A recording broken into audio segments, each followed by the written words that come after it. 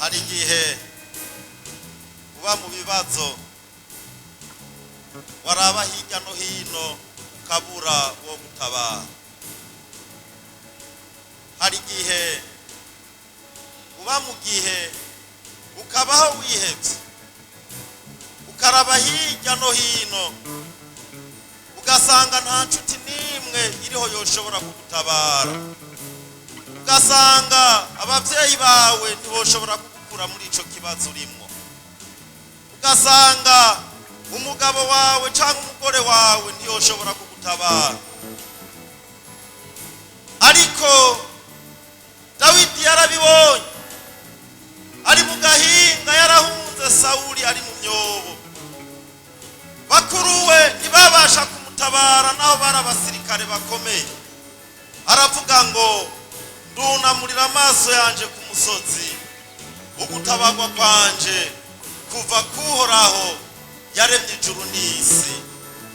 uwo niwashobora kugutabara, uwo niwashobora kugurura imyango imaze iminsi yugaye bwawe, uwo niwashobora kugucira inzira aho umaze iminsi ubona hatagira inzira, uwo niwashobora kukurongora akagushikana. wewe humura kandi umwizigire. amen.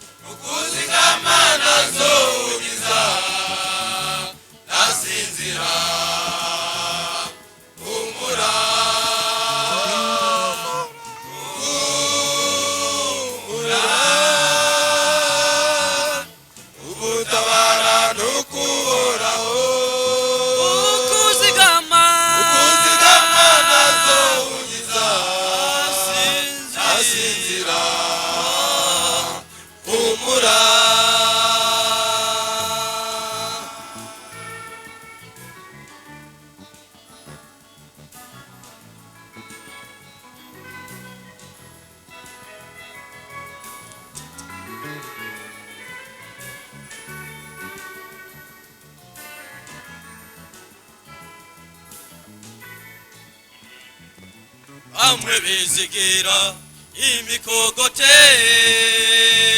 abandi abahambaye, ariko tweho twizigira uhoraho,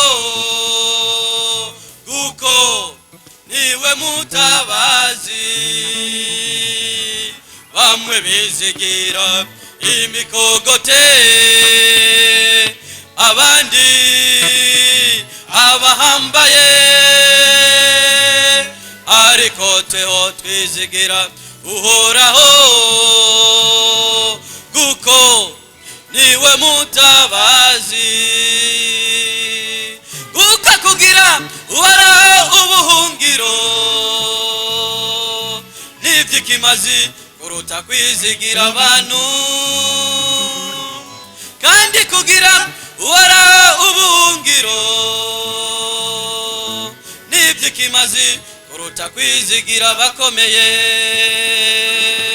Kuko kugira uhoraho ubuhungiro n'iby'ikimazi kuruta kwizigira abantu,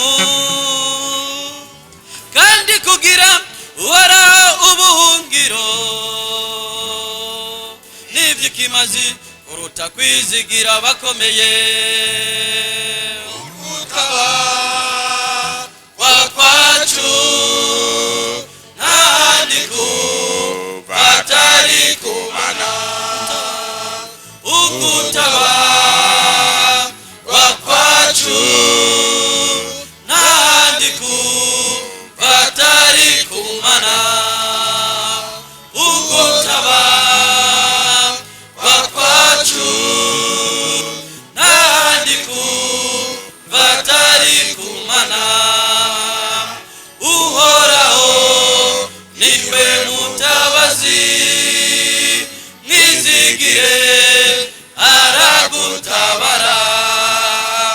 Uhoraho niwe mutabazi, mwizigire aragutabara.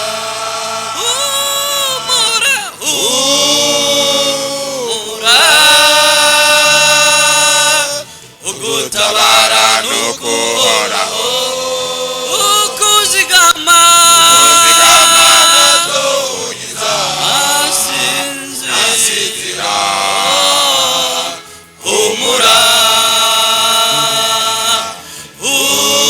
humura, ugutabara n'ukuhoraho, ukuzigama ntazogiza asinzira.